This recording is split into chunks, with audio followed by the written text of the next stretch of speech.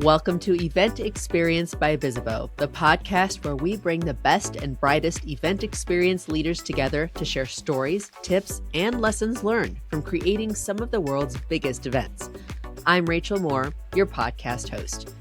In this episode, Bethany Murphy from SentinelOne returns to us after being a panelist on Bizzabo's annual Benchmarks webinar for 2026. As a senior events leader with over 20 years of experience, she shares insights on event networking, budgeting, and leveraging AI to improve event planning. In this constantly changing industry of event planning, we'll take all the help we can get to level up our event experience.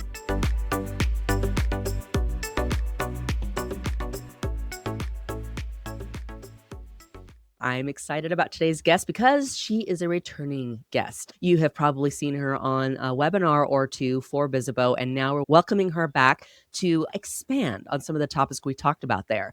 Today's guest is a senior events leader with over 20 years of experience in the tech sector.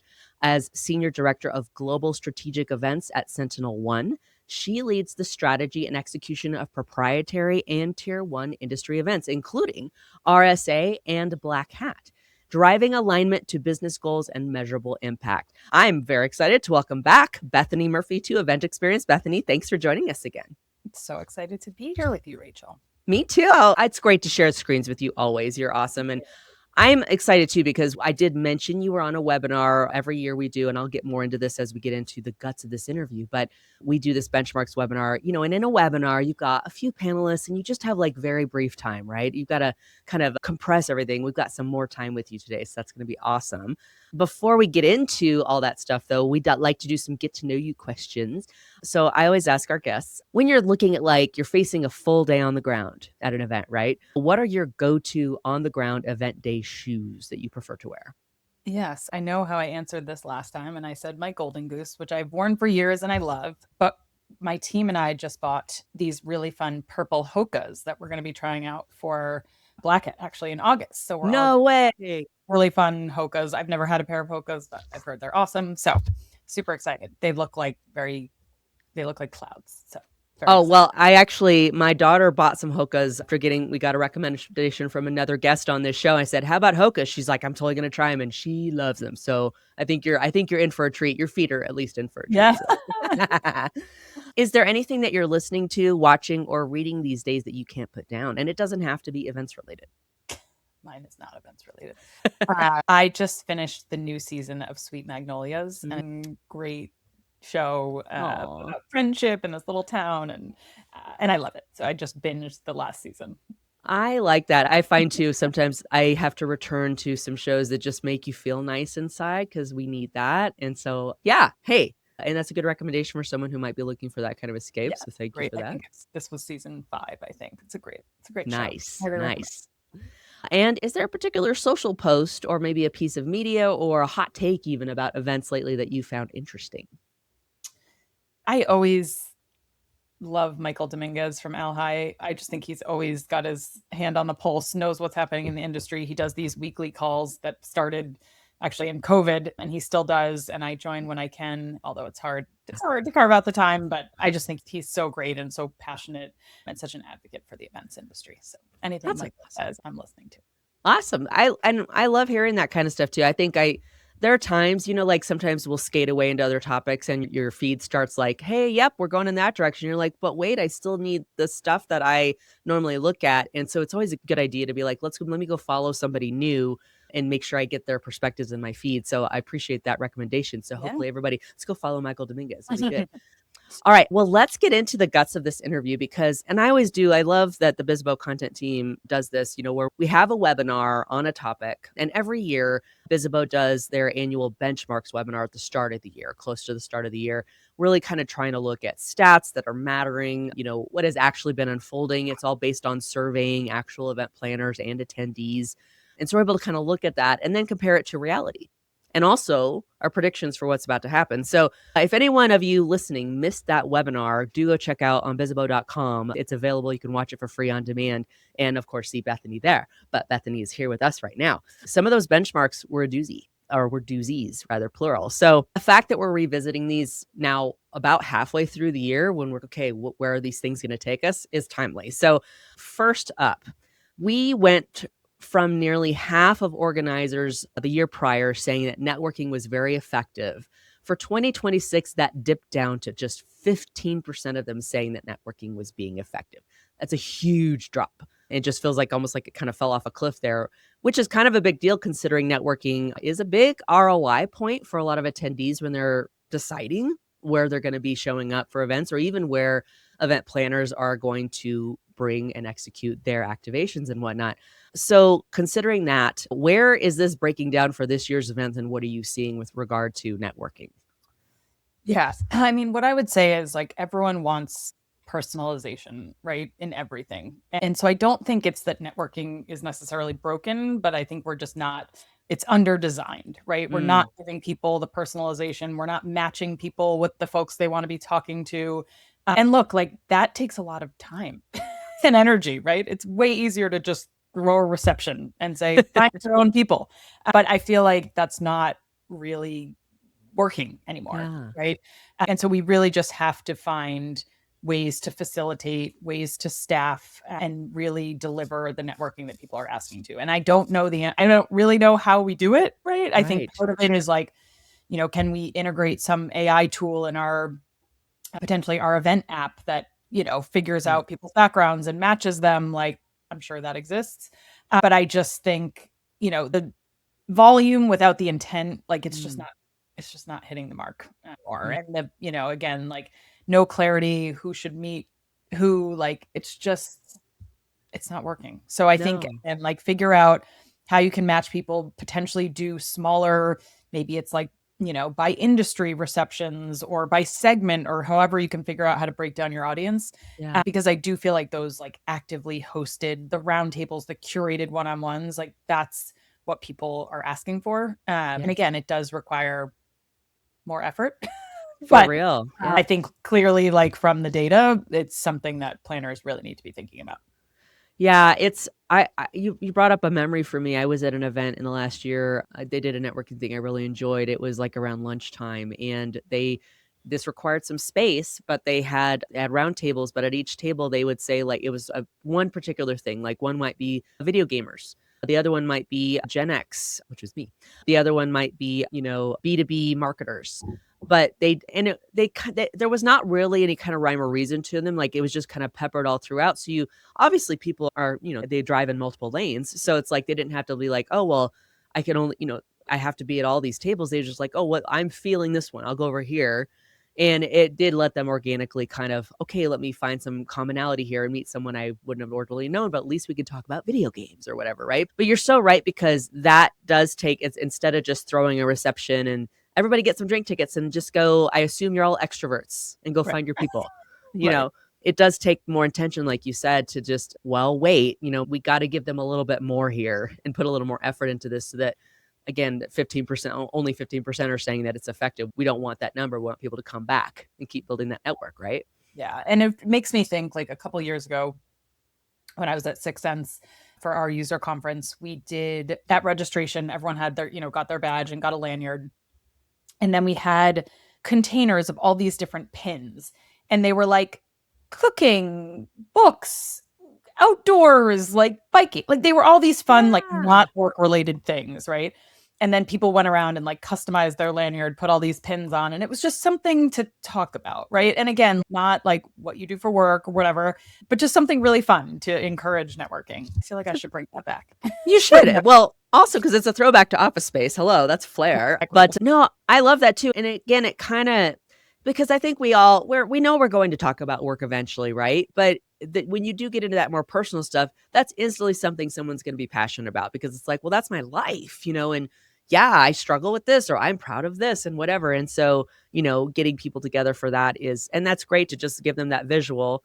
I mean, we're all looking at each other's badges anyway and the lanyards. So go where the eyes are traveling. But I love that's such a great idea. But again, just that little bit more of intention, it is a lift, but worth it, obviously. Yeah, and like very low cost, right? I mean, it was low Yeah. cost. Like we bought some fun, clear, different containers on Amazon. But I think, again, it gave people something to rally around and something to talk about. All about that rallying, absolutely. Well, yeah, great ideas, and obviously, yeah, and again, I know we came up with these in the webinar as well, but this is something, obviously, 15%, we can't leave it there.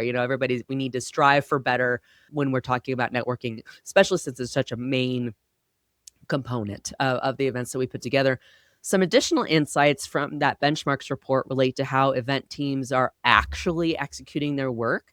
So here are some of the findings and I'm recapping in case anyone hasn't seen the webinar yet or had the report of the benchmarks report that Bizzabo ran.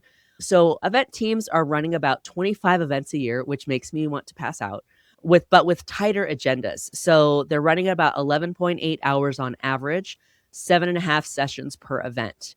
And 85% of sessions are 60 minutes or shorter, which I found interesting. It also said that nearly half of attendees are using community features when they're designed intentionally. Man, that word just keeps popping up, the intention.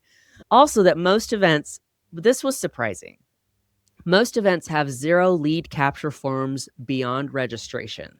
They're like, one and done, you registered for the event, we're not going to pursue you anymore. But when teams do add lead capture after registration, they're averaging about 91 submissions per form. That's nothing to sneeze at. That's pretty amazing, whatever the size of event you're talking about. I know I just threw a bunch of stats at you, but I know you're somewhat familiar with these too because they were in the benchmarks report in that webinar. Bethany, help. What should event planners take away from these insights and these stats and stuff?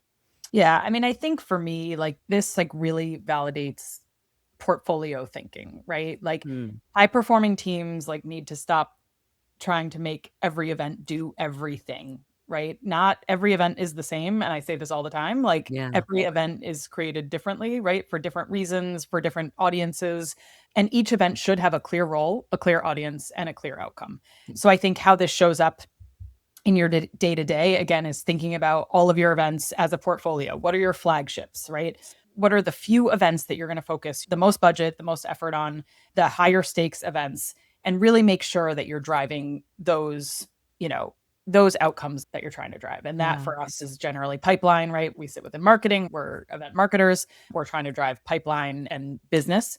And so I think success, again, is how are we moving the needle, right? Mm, And not just who showed up, but what is moving business wise as a result of the folks that did show up. yeah. And I think, again, we look at our field events. I don't own field marketing, but I work really closely with our field teams, and we're looking at what things can we do that are repeatable, right? That are Mm-hmm. scalable. Everyone is trying to do more with less, right? I mean, we hear that all Yeah. the time. I think, shorter agendas, to your point, people don't have there's just so much going on. I was just telling you earlier before we were Yeah. up, it's the end of school and my kids have sport, so many things, even outside of work, that how can we make things easier? How can we scale? And then again, how can we make networking more facilitated and Mm, less passive? And I think, again, thinking about we're going into planning for our user conference and thinking about our session formats, people don't want to sit in sessions for an hour, it nope. is just too long. So how do you make Facts. those kind of short focus sessions aligned to people's attention spans or lack thereof, and really design your agenda Yeah. thoughtfully to keep people's attention, which again is challenging because everyone's we got to have the hour keynote and we got to have our product sessions and we got to have, right? Yeah. But I think we really need to start thinking what do our audiences want versus what do we want, because those things Yeah. always the same. No, that's so good that you said that too. And I think about, gosh, especially if you're going to an event for work, right? You have work back at your office that's competing with that. It's not like your whole schedule is just out the window. And it's very rare for someone to be like, yes, I could shut that all down so I can focus on this event. Usually you're juggling both. So you're not only competing with just the attention in the room and attention of all the different agendas and the choices, maybe, the buffet of agendas that you're putting in front of someone, where do they want to go in your event? But you're also dealing with the fact that they're contending with Slack or Teams messages and, in their calendars and what have you. But I can definitely attest to, I mean, very anecdotally, I did not respond, I was not a survey respondent for the benchmarks report, but yeah, just the kind of faster hits are way more meaningful. It feels like too, if you're doing a shorter session, it's under 60 minutes. I mean, this episode is under 60 minutes. It's more digestible. And also you're able to really focus in and you're not like, well, we got to fill a whole hour and let's just keep chitter chattering and whatnot. But it does seem like that does kind of meet that demand that, like you said, what are the audiences out there telling us that they want? And they're responding better to, and it does seem to be those tighter sessions, right? Yeah, Yeah. people like the TED Talks, I mean, that's Mm. been a thing for years, but it definitely keeps your attention. We'll be right back with more event experience after the break. Hey, event professionals, do you want to hear more from the industry's top event experience leaders? Don't miss out on future episodes of the Event Experience podcast by Bizzabo. Hit subscribe, drop us a review, and share this episode with your friends and colleagues. The Event Experience podcast by Bizzabo, where events come to life. We're back with the next segment with Bethany Murphy, brought to you by the letters A and I. We are seeing a common thread here, the intentionality that you're doing clearer events. Again, like you said, they're not cookie cutter. They're not all supposed to accomplish the same thing. And so really going into that and paying attention to what is the purpose of this event and designing it with that intention is important. And something else you mentioned too was about we're all trying to do more with less, which leads us to the next topic, which we have to bring up just on about everything, is AI, because we just can't go a full day without discussing AI, it seems like. But I know the question still stands for so many event planners: how can we be using it instead of being replaced by it? And it alludes a little bit back to what you said about doing more with less. We're all being prompted to, yes, pun intended there, to use AI more. So what's your take on that, on how do we avoid being replaced by AI, but instead actually make use of it to do our stuff better? Yeah, my husband every day is like, "You're teaching Claude to do your job for you," and I'm like, "No, I hope I'm not."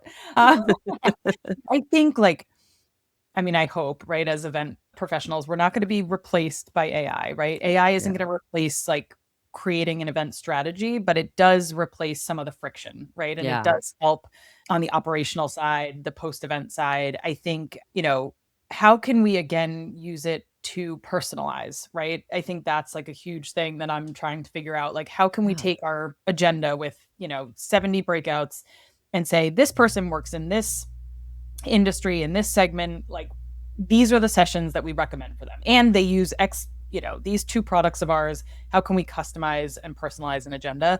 I think if we could figure out how to do that, sales would be like, this is amazing, right? Like, create custom agendas for all of our attendees. Amazing. I think that's one of the ways, like prioritizing follow-up, right? Figuring out, ABM has kind of started this, but like figuring out the right people. How do we prioritize follow up with our higher engaged attendees? I think that's a good way to use it. We all use it for content, right? And writing. Right. And I think that's like a good use, right? And we're teaching Claude a lot of things internally at SentinelOne's so that we can, it understands what we do here and can help us do our jobs easier. I think, how can you use AI to better your workflows? Like, I think that for me is like, events, there's a lot of like spreadsheets and cross-checking and all the thing, right? Like, Claude is great for that. Although you do have to like triple check that what you're getting out is accurate, because sometimes it's not, right? But how do we embed AI into our workflows? How do we, connect it potentially to our CRM and help us again with the sales motions? And we have to be careful, right?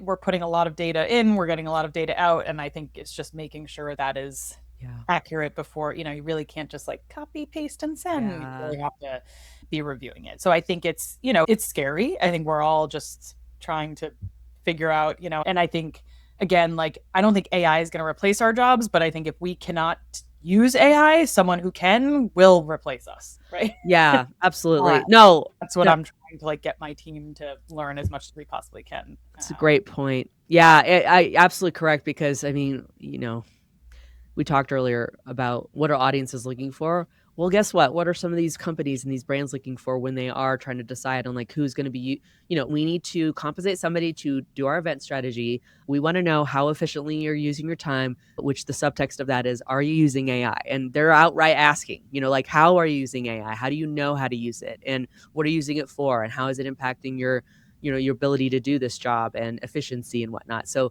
you're absolutely right. Knowing about it and how to use it is crucial right now.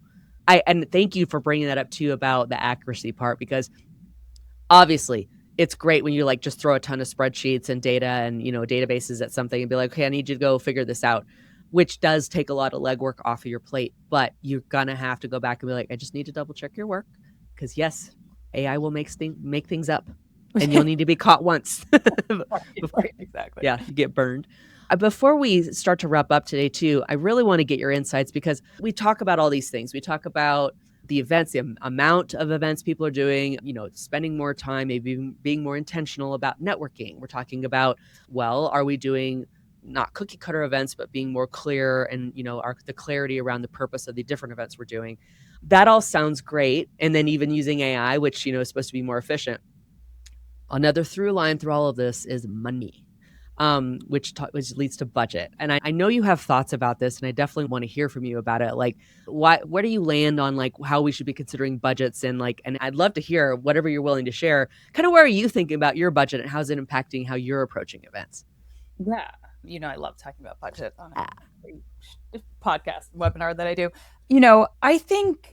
I mean, first of all, like I'm looking at every dollar and tracking ROI on it, right? Yeah. So really figuring out and prioritizing where we spend and what we're spending on, RSA, I'll use as an example. It's like our biggest third-party show. We do ancillary events. We buy out a restaurant for 3 days and host a meeting space. We have a 30 by 40 booth on the trade show floor. We're doing dinners. We're doing all these things, right? We used to do a party 2 years ago. We had Marshmallow DJR party, and it was really freaking fun, right? It was awesome. It was cool. But when you look at it from an ROI perspective, it's like, okay, we're spending X on this party and we're really not having conversations with these people. It's like an E1 concert, right? And so really looking campaign by campaign and analyzing, what pipeline are we directly sourcing? What are we influencing? And what is the percentage, based on the spend? And that's kind of the starting point for how I figure out our plan for the year, right? Yeah. And I think it's hard because our sales cycle is longer. So oftentimes we're asked to re-sign for a show before the show even happens for that year. That's really hard because we're like, I don't really know. We don't know how it's performing. So some of it is really thinking almost 2 years out. And this made me think, because we're coming up to Black Hat, which is a huge show for us. It's in August. We have a 40 by 50 booth.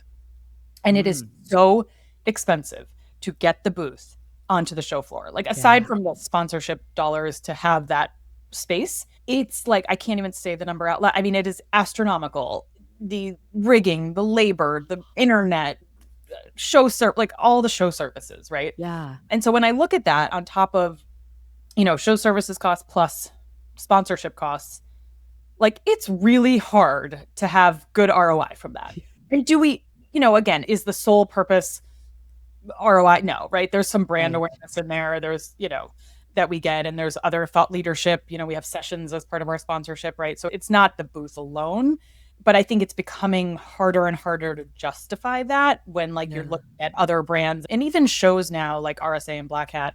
They realize that not everyone wants to be on the show floor or needs to be on the show floor. So they're starting to sell restaurant, every restaurant in Mandalay Bay for Black Hat, you can buy out for, a takeover and meetings and whatever you want to do in that space. And it's expensive, but it's way less expensive, than having a monstrosity of a booth on the show floor. So totally. I think it's making me think about our portfolio and how we're showing up at these shows. And, do we need to always be the biggest booth? Maybe not, right? Do we need a presence on the show floor? Probably, maybe, I don't know.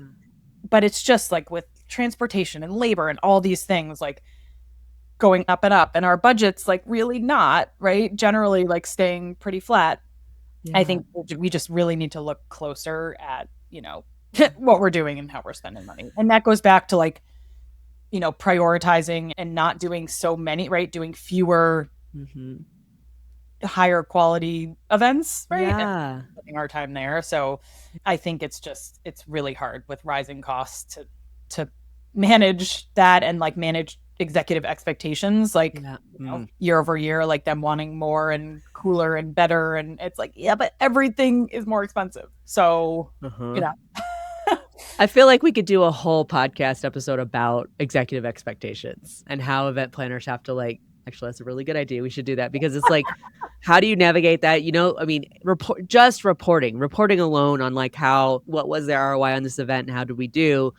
But then also trying to make them understand, be okay, we can only go so tight on this budget for the, you seem to like want the sphere from Las Vegas and but you only gave me this much. So I, there's only so much I could do. But yeah, that's a big one. And I'm sure a lot of our listeners can relate to that too, because they're contending with that. And they are trying to do more with less. But at the same time, it's like, well, there's only so far you can go with that, Yeah. I mean, 1,000%. And I think, I always say like, this is a relationship industry. So building those vendor relationships like that helps, right? But they're not able, like we have a great exhibit management house. We've worked with them for years. Like the rates for labor are what they are, right? Like they're not negotiated. Like it's a lot of like union labor and all these things, right?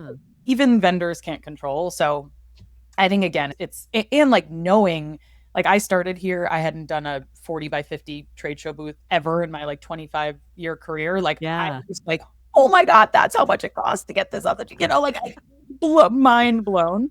And now like going into year 2, I'm like, okay, this is how much it costs. Yeah. You're like, yep, rolling on.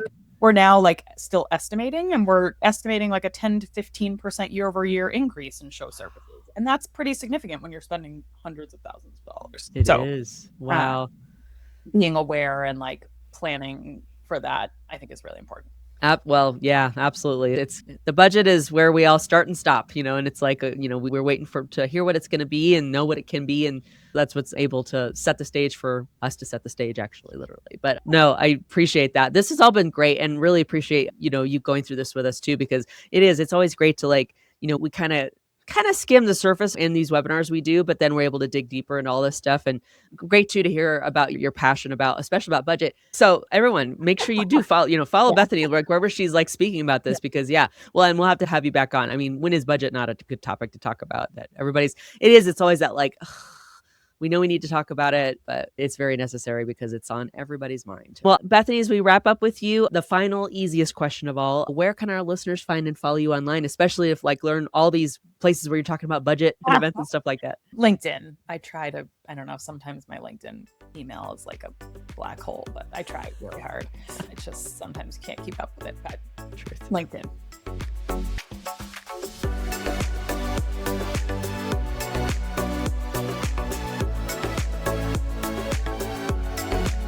To help you and me and all of us level up our events, Bethany's advice is about that human factor we all personally need. Build relationships, right? This is a relationship industry. We all are better when we have better partners, right? When we have partners that we respect and we enjoy working with. And I think that's something I absolutely love about this industry. Like I've spent 25 years developing relationships, and a lot of my vendors are like good friends of mine now. Yeah. And so I think, that takes time, and I think you got to go to networking events, which sometimes my husband gets annoyed with me about. But you have to do these things, right? You have to go to conferences. You have to put yourself out there, because that's really how you network and build relationships. But I think it's super, super important. Thanks again to Bethany Murphy for joining us on Event Experience. And thank you for listening. If you're enjoying the show, we'd love to hear it. Connect with us on social and subscribe, rate, and review us wherever you're listening. Also, don't forget to share the show with your colleagues and friends. You can find transcripts of each episode and key takeaways on bizzabo.com/podcast. On behalf of the team, thank you. We'll gather again soon for a new episode of Event Experience.